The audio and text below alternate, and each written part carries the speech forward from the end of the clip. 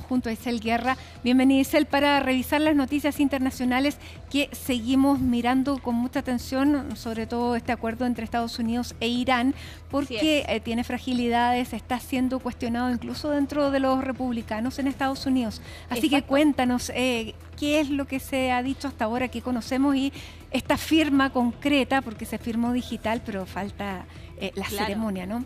Exacto. ¿Cómo estás, Mati? Finalmente firma este memorando de entendimiento que ocurría el día de ayer por la noche, y que habría una especie de cascada de firmas, partiendo por el presidente de Estados Unidos desde Versalles. Les informábamos aquí mismo precisamente de la presencia del mandatario estadounidense en el Palacio de Versalles, siendo parte, ¿no?, protagonista de esta cena en la que estaba siendo invitado el presidente francés Emmanuel Macron, y con ello posteriormente conocíamos también las acciones siguientes de diferentes figuras, entre ellas la del presidente de Irán, sumado al primer ministro de Pakistán, donde con ello entonces se firma un acuerdo inicial dando comienzo a un periodo de 60 días de negociaciones para un acuerdo definitivo que ponga fin a este conflicto, aquí con además otras reacciones que hemos conocido a raíz de este hecho que daba la vuelta al mundo el día de ayer por la noche, y es precisamente la postura que ha dejado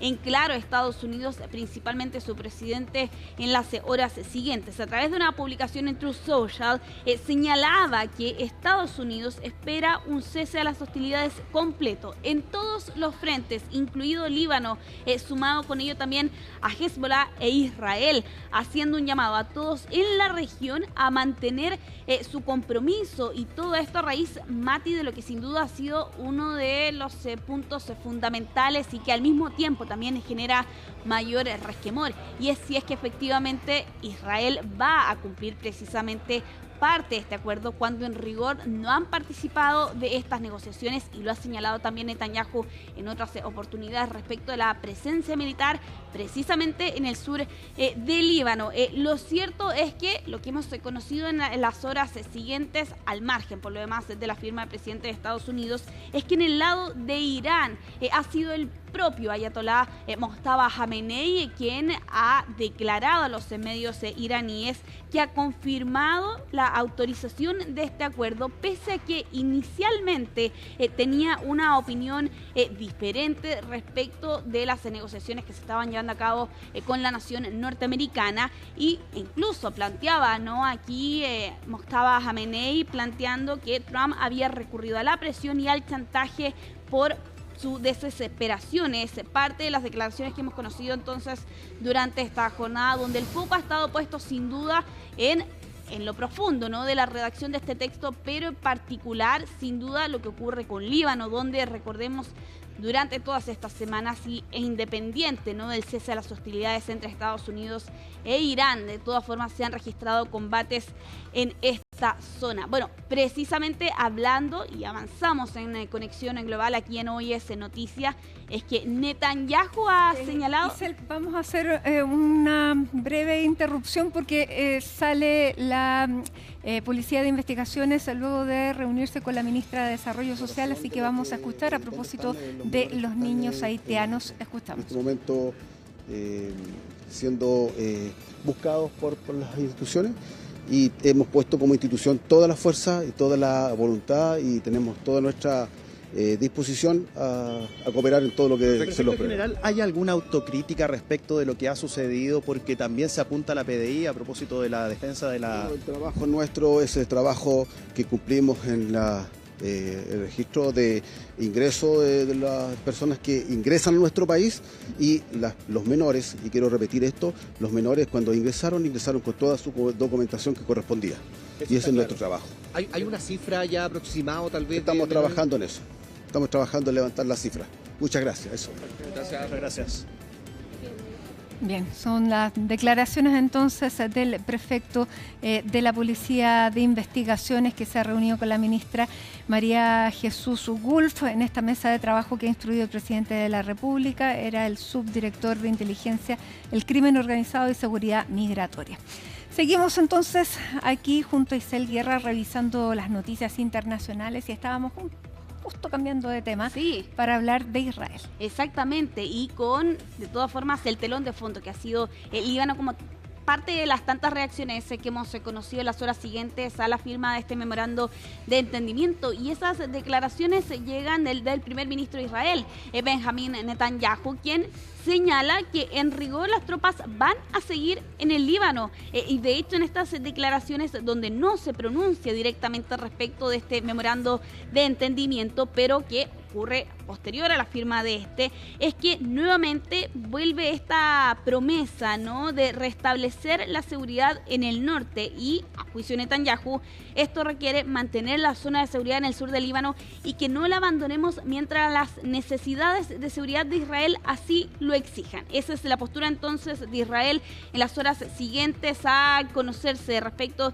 de estas firmas. Todo esto cuando continúan los ataques en el sur del Líbano. Hoy más temprano, sin ir más lejos, se reportaban ataques con drones, 3 personas fallecidas en la ciudad de Kafar Tebnit, y esto se suma por lo demás a las casi 4.000 muertes que se han reportado al sur de este territorio. Todo esto cuando además se prepara precisamente Israel para una nueva ronda de conversaciones y de negociaciones en Estados Unidos, en Washington. La próxima semana, del 23 al 25 de junio, está previsto que las delegaciones de Líbano y de Israel se reúnan nuevamente en la capital estadounidense ante la presencia, ¿no?, de los embajadores de estos dos países y con diálogos a nivel militar para resolver por lo demás algunos de los puntos más conflictivos que han reportado precisamente estos dos territorios durante todas estas jornadas. Respecto a Estados Unidos, Netanyahu cambia hasta cierto punto su versión respecto a estas diferencias con su homólogo Donald Trump y destaca la importancia de mantener los lazos estrechos con la nación norteamericana, porque a juicio precisamente de Netanyahu, Washington había apoyado a Israel durante la guerra en Medio Oriente. El foco ha estado puesto entonces en el Líbano. Vamos a ir avanzando en nuestro segmento aquí en Conexión Global en Hoy es Noticia. Le hemos estado contando durante toda esta semana del viaje de nuestra editora Alicia Contreras hasta esta zona, y es precisamente la frontera en Israel y Líbano que visitaba durante esta jornada y desde donde nos informa a esta hora Alicia Contreras. Hola, ¿cómo están? Muy buenas tardes. Hoy los saludo desde el norte de Israel. Estamos a 2 kilómetros de la frontera con el Líbano. De hecho, lo que ustedes ven a mis espaldas es precisamente el Líbano. Y este es un punto crucial entonces para entender este marco de entendimiento que firmó Estados Unidos e Irán y que ya entró en vigencia. Es precisamente este lugar el que supone el mayor conflicto para Israel y por qué están enojados o decepcionados, lo digo por la población israelí, entonces, en torno a este marco de entendimiento. El punto que acá señala uno de los 14 puntos es que se cesarían todas las actividades militares en todos los frentes que actualmente se generaron en esta guerra. Uno de estos frentes es precisamente el sur del Líbano. Actualmente el ejército de Israel mantiene 2 divisiones en el sur del Líbano por los ataques cruzados que han ocurrido entre Hezbollah e Israel. Este cese de las hostilidades, lo que preocupa a Israel es que implique además la salida del ejército de Israel del sur del Líbano, y lo que generaría entonces la falta de seguridad para las comunidades que viven al norte de Israel.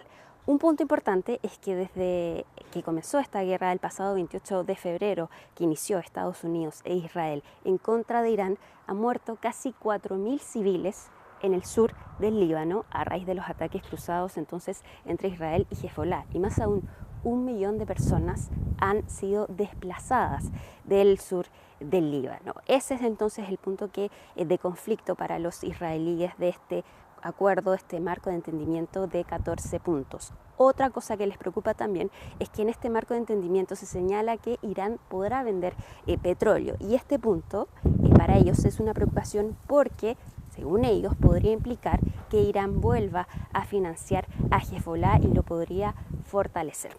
Eso es lo que sabemos hasta ahora entonces de las preocupaciones de Israel respecto de este marco de entendimiento. Pero también acá yo estoy en Goren y tuve la oportunidad entonces de conversar con una costarricense que vive hace años en este lugar. Vive en el norte de Israel, sufrió también el 7 de octubre de 2023 los ataques al sur del país y lo que esto podría implicar entonces en el norte ante la amenaza de Hezbollah. Hablamos con ella y le preguntamos qué opina entonces de la situación que actualmente se registra debido entonces a la firma de este marco de entendimiento. Pasemos a revisar. Construimos un cuarto seguro, como tiene que ser, un cuarto que nos proteja de misiles. Los niños constantemente tengo que saber dónde están en todo momento. No hay paz.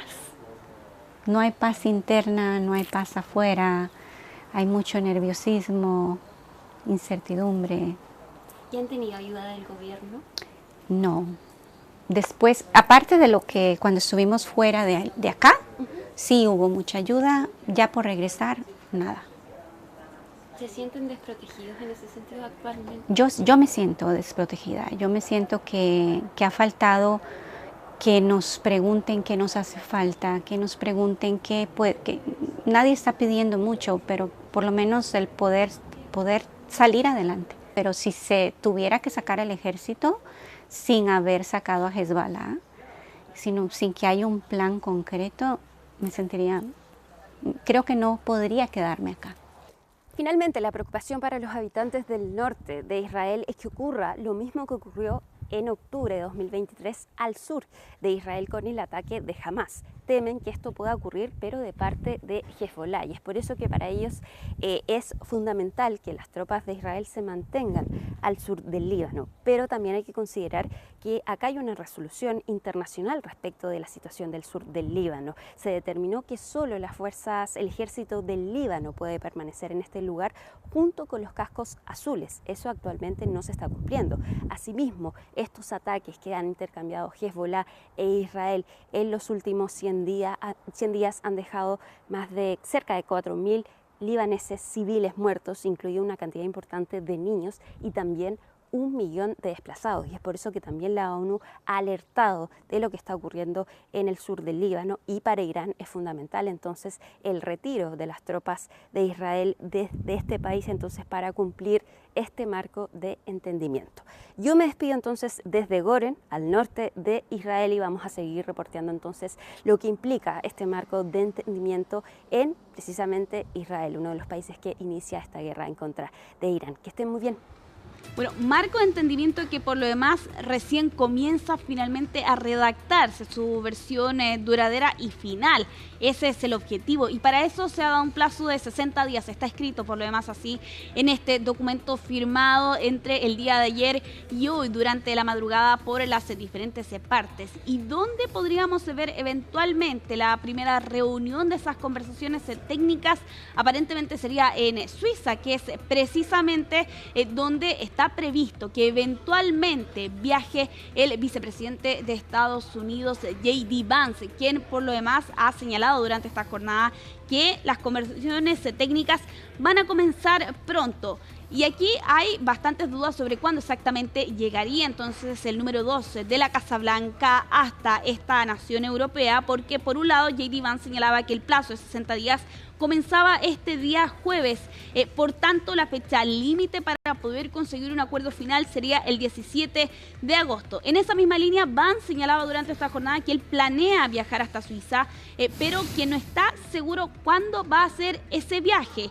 Aquí se espera de todas formas, señalaba Vance, que las negociaciones técnicas comiencen este fin de semana, todo esto cuando, y lo ven ustedes en las imágenes, ¿no?, durante esta jornada en Borgenstock, allá en Suiza, que es donde está previsto entonces comiencen las negociaciones el día de mañana, con la presencia de los mediadores de Pakistán y de Qatar, donde se entiende va a estar presente también Estados Unidos, pero donde no se ha informado respecto de la presencia de Irán. Este es el mismo lugar donde originalmente estaba prevista la firma de este acuerdo acuerdo que, como ya conocemos, finalmente se han conseguido esas firmas durante estas últimas horas.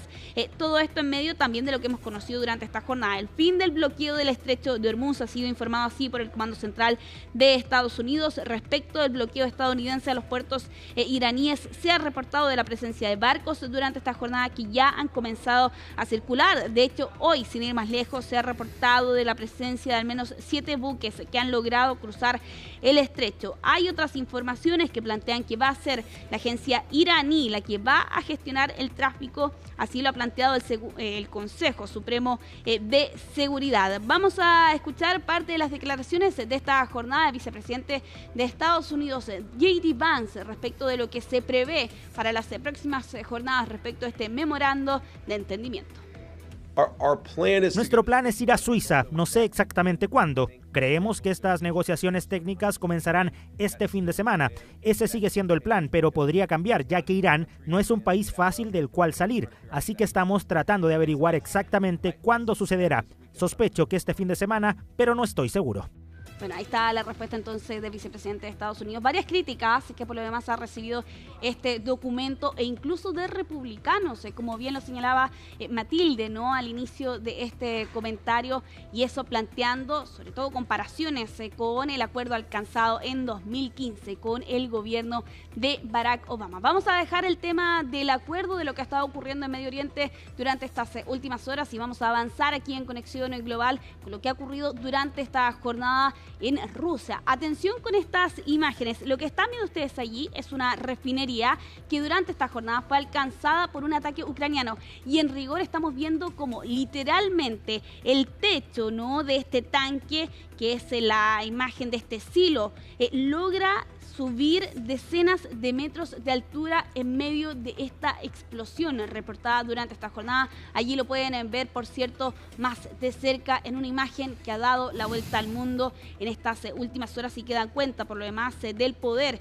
de fuego que llevó a cabo Ucrania durante este ataque a esta refinería ubicada en el suroeste de Moscú. 200 drones disparados contra la capital, dejando esta gigantesca columna de humo denso. 17 personas reportadas como lesionadas durante esta jornada producto de este ataque, el que ya se considera el mayor ataque que ha lanzado Ucrania contra su país vecino, y claro, con la versión que entrega Rusia por su parte, de casi 1000 drones y 4 misiles de cruceros lanzados por Ucrania y que fueron interceptados y destruidos durante esta jornada. Desde Kiev señalan que este ataque fue una respuesta a un bombardeo que lanzó la semana pasada el Kremlin contra la capital ucraniana, un importante monumento religioso. Todo esto por lo demás en medio de esta imagen que ha marcado también esta jornada debido a la potencia del ataque ucraniano durante este día, y también reportes de lluvia de petróleo a raíz de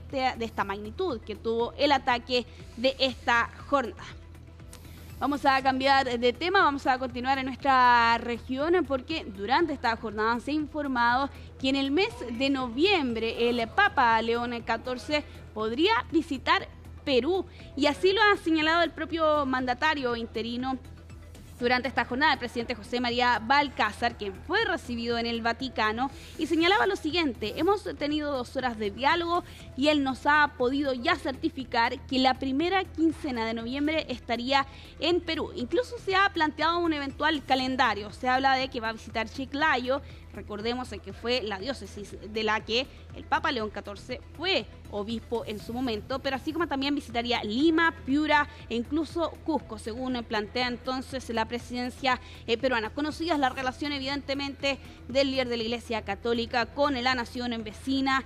Robert Prevost, nacido en Chicago, vivió 2 décadas en el país del norte, y aquí también desarrolló parte de su vida pastoral, ¿no? Fue obispo precisamente de Chiclayo e incluso obtuvo la nacionalidad peruana en 2015. Estamos a la espera por lo demás de que finalmente se confirme esa visita, entonces, que sería en el mes de noviembre, en los primeros días. Se habla de 10 días de visita. Sí, una exactamente. visita muy larga, pero claro, tiene una conexión bastante grande. El Papa con Perú fue muchísimo tiempo obispo. Claro. Él dice que más prácticamente hasta esa época más de la mitad de su vida la había pasado en Perú. Sí. Así que tiene una ligación importante, pero me llama la atención la duración de la visita que hizo, por ejemplo, la semana pasada a España y ahora 10 días. Está cerca, no sabemos, no, se habría sabido si hubiera intención de que viniera a Chile. De hecho, esa misma duda tengo, matices, que efectivamente podrían sumarse otras naciones, pero sí hay algo que me llama la atención y es respecto de, uno puede hacer la comparación con el Papa Francisco, ¿no?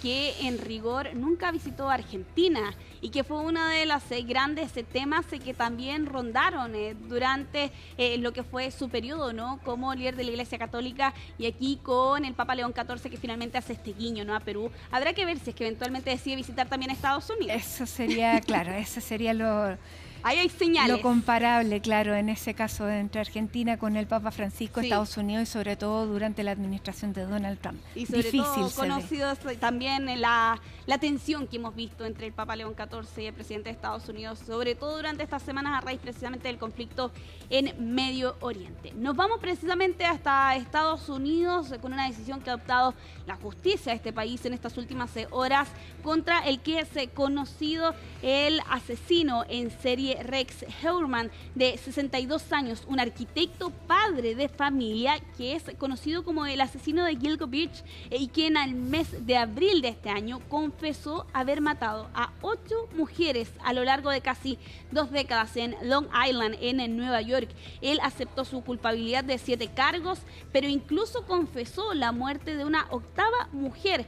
Todo esto para finalmente evitar un juicio. Aquí la determinación de la justicia, ya lo pueden leer ustedes en nuestro generador de caracteres: 3 cadenas perpetuas sumado a 100 años de prisión adicional sin la posibilidad de libertad condicional. Aquí la reacción de los familiares de las mujeres que fueron asesinadas es la siguiente: ni 1 millón de años serán suficientes finalmente para que este hombre pague finalmente por lo que hizo en este caso, que por años pasó sin mayor notoriedad, hasta el 2010, que se encontraron los cuerpos de estas mujeres y de ellas que lamentablemente, no se ha informado posteriormente, se dedicaban a la prostitución. Bueno, todo esto para finalmente dar un vuelco en este caso, porque dieron con él a través de un trozo de pizza y con un ADN que coincidía precisamente con los restos de ADN que habían en una de estas lonas donde estaban los cuerpos de estas mujeres. 3 cadenas perpetuas entonces para este hombre, un arquitecto padre de familia, hombre de 62 años, que finalmente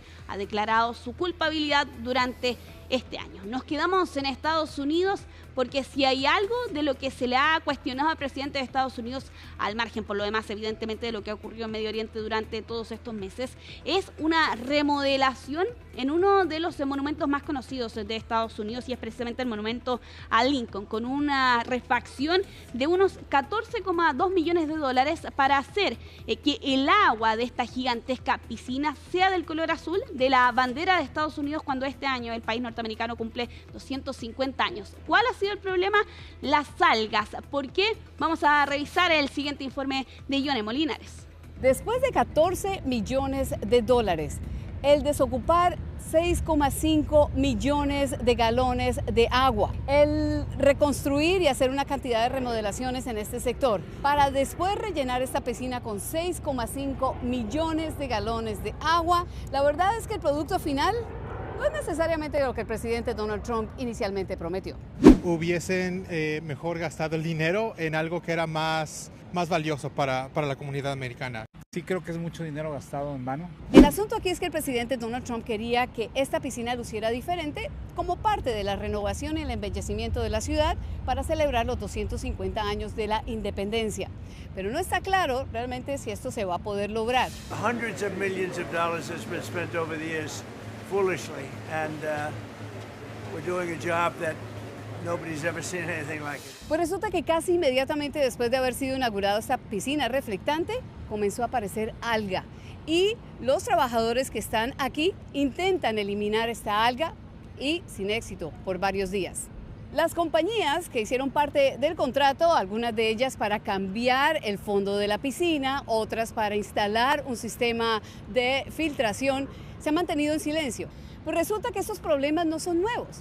El presidente Barack Obama en 2012 comenzó un proceso de limpieza de las algas, pero el gobierno gastó $34 millones sin éxito. Es un problema que no se ha podido resolver y que ha sido más difícil de lo que muchos pensaban.